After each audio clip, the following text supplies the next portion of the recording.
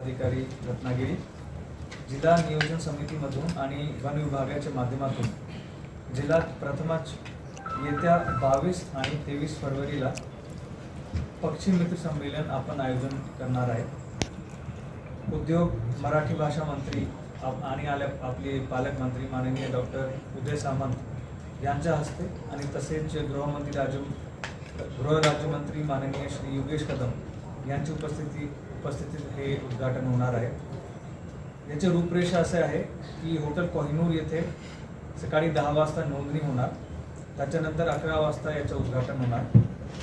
जंगलाचे शेतकरी यावर पक्षी मित्र प्रतीक मोरे, पक्षी अभ्यासक विराज आटले यांचे सागरी आणि स्थलांतरित पक्षी विषयावर आणि रत्नागिरीतील पक्ष्यांची विविधता यावर निकिता शिंदे यांचे व्याख्यान होणार आहे।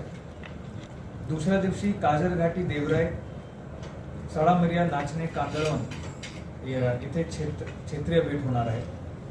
रत्नागिरी जिल्ह्यामध्ये 167 किलोमीटरच्या समुद्र किनारा, दुसऱ्या बाजूला आपला सह्याद्री पर्वतरांगा, देवराई गड किल्ले, आपले सुंदर किनारे, नारळी बागे, आंबे, फणस, काजू, अंचन, कांचन असे विविध वृक्षवली जंगलाने आपला जिल्हा समृद्ध आहे। आपल्याला सगळ्यांना माहिती आहे। हिवाळा तसेच पावसाळ्यामध्ये विविध प्रकारचे परदेशी पक्षी आपल्या रत्नागिरी ठिकाणी जिल्ह्याचे विविध क्षेत्रात स्थलांतरित होऊन असतात।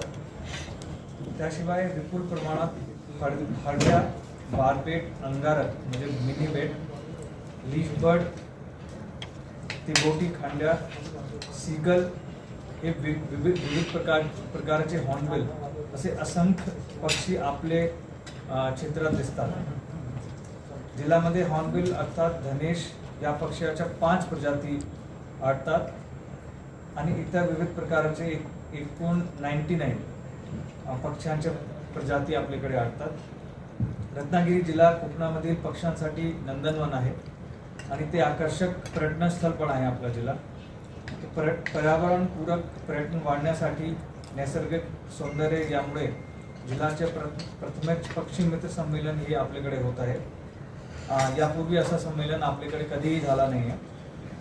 या संमेलनामुळे रत्नागिरीचे नाव देशामध्ये होणार आहे आणि इवन ग्लोबल लेवलवर जे पक्षी निरीक्षक असतात, पक्षी अभ्यासक असतात, संशोधक असतात यांच्यापर्यंत ही सगळी माहिती पोहोचणार आहे आणि भविष्यात देशातील तसेच जगभरातील पक्षी अभ्यासक, संशोधक आपल्या जिल्ह्यामध्ये निश्चितपणे याच्यामुळे पण येतील।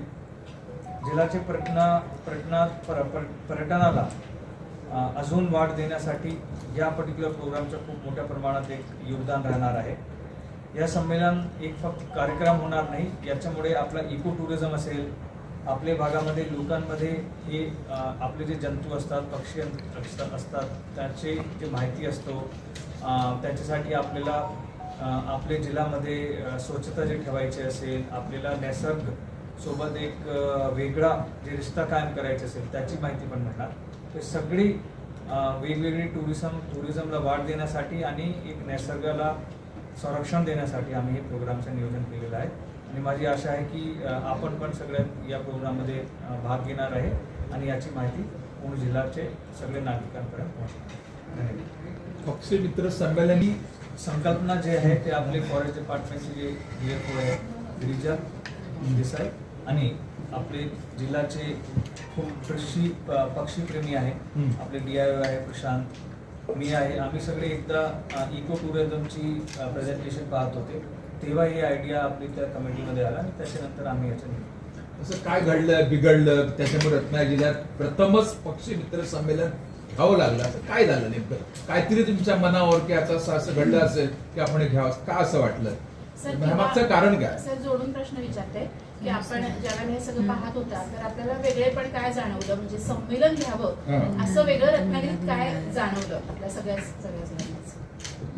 आपल्या जिल्ह्यामध्ये तुम्ही जर पक्ष्यांची म्हणजे वेगवेगळे जे स्पीसीज असतो त्याचा थोडा अभ्यास केला तर आपल्याकडे जवळपास 100 वेगवेगळ्या स्पीसीजचे पक्षी आहेत परंतु हे माहिती आपल्या महाराष्ट्रामध्ये मला असं वाटतंय लोकांना कमी आहे.